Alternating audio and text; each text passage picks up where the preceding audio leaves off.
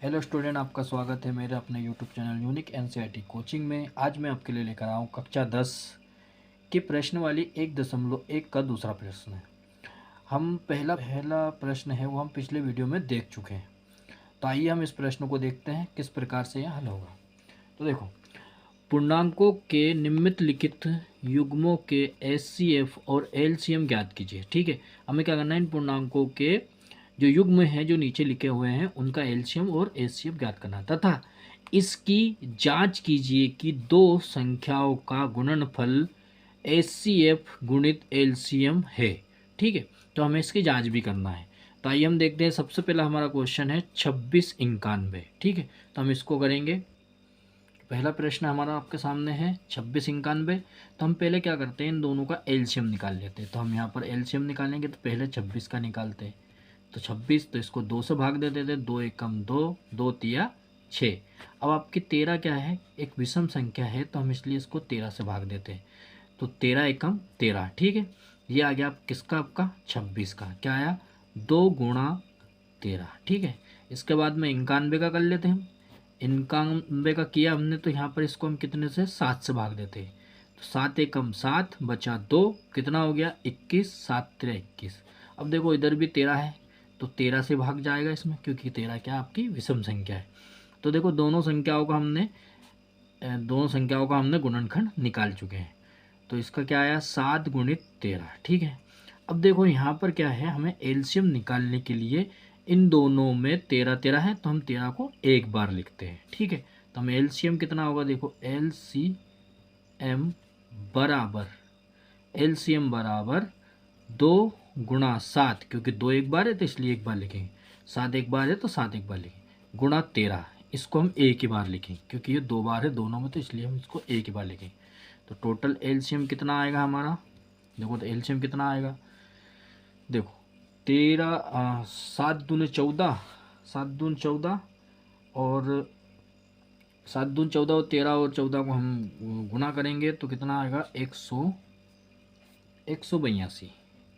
182 हमारा ये आंसर आ जाता है। ठीक है, तो एलसीएम कितना अपना 182। अब हम एचसीएफ निकालते हैं। तो एचसीएफ का एक नियम होता है आपका, एचसीएफ का मतलब ये होता है कि दोनों संख्याओं के गुणनखंड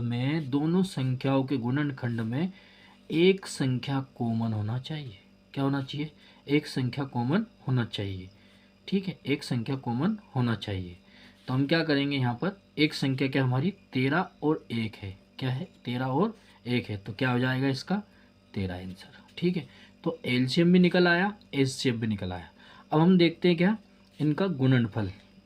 प्रश्न में हमें दिया हुआ था कि दो संख्याओं का गुणनफल एचसीएफ गुणित एलसीएम होता है। ठीक है, तो हमने क्या किया, यहाँ पर हम a बराबर 26 मान लेते हैं, माना है ना, माना।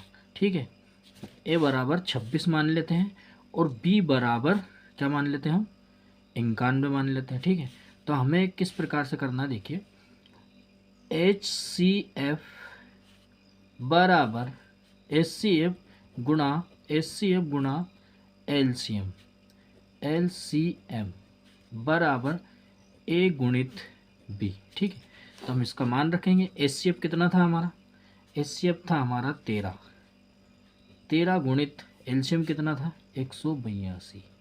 ठीक है, बराबर ये ए कितना था 26 और बी कितना था 91। ठीक है, तो इन दोनों का और इन दोनों का गुणा अगर बराबर है तो समझो कि हमारा आंसर सही है। ठीक है, तो हम इन दोनों को गुणा करते हैं तो 13 दूने कितना हो जाता है 26 हो जाता है। हासिल कितना आया 2, और 13 अठे 104 और 2 106। तो 106 का 6 हाथ आया कितना 10। तो 13 एकम 13 और 10, 13 एकम 13 और 10 कितना हो जाता है आपका 23। इसका आंसर आया आपका 2366। अब इसका कितना आना चाहिए, देखो इसको हम यहाँ पर गुणा कर लेते हैं अलग से। तो 26 गुणित 91, तो 6 2 गुणित 6 नाम 54 की 4 हाथ है 5, 9 दूने 18, 18 और 5 23, 18 और 5 23। देखो 6 का 6 6 6 23। इसका भी क्या आंसर आया आपका 2366। तो हम कह सकते हैं यहाँ पे LHS बराबर RHS, ये आपका आंसर हो जाता है।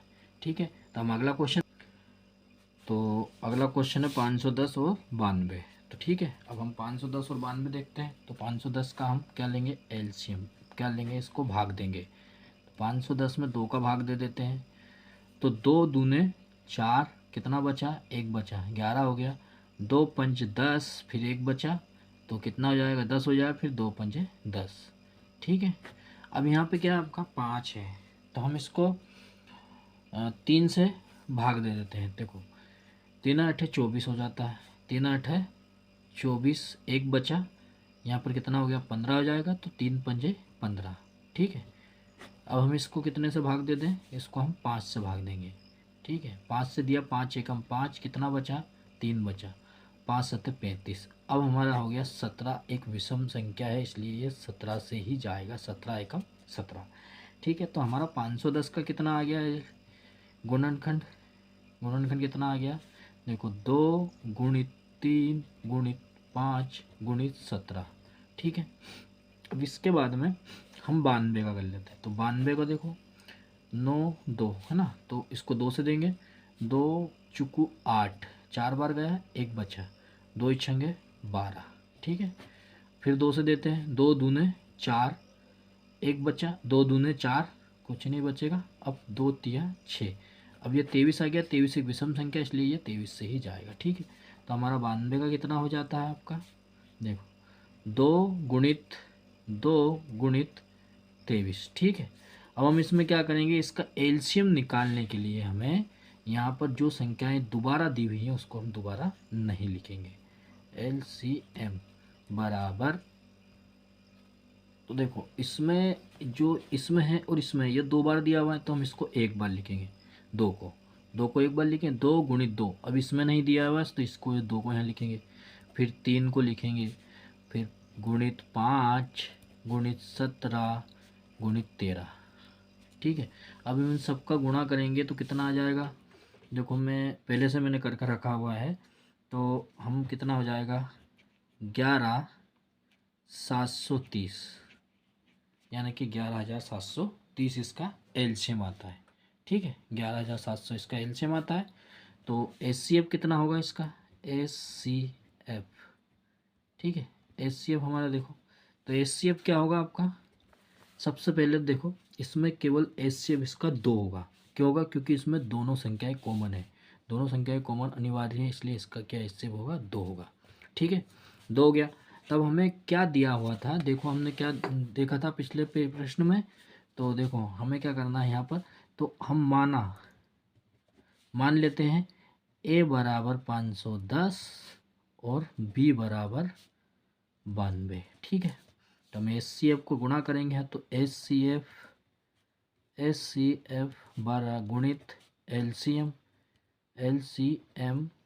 ठीक है, एल सी एम बराबर ए गुणित बी, मान रखते हैं, देखो मान रखेंगे, तो एच सी एफ कितना हमारा 2 है, गुणित और एल सी एम कितना हमारा 11,730, बराबर कितना हमारा 510 गुणित 92। अब इसका गुणा कर देते हैं, देखो इसका गुणा करेंगे हम, क्या जाएगा, 0 का 0 और 2 तिया 6, 7 दूने 14 की 4, हाथ आया 1, 2 एकम 2 और 1 3 और 2 एकम 2, इतना आया। ठीक है, इसके बाद में इसका हम अलग से गुणा करेंगे तो इसका भी इतना ही आएगा, 23,460, ये इसका आंसर है। तो दोनों क्या कह सकते हम, LHS बराबर RHS। ठीक है, ये आपका आंसर है।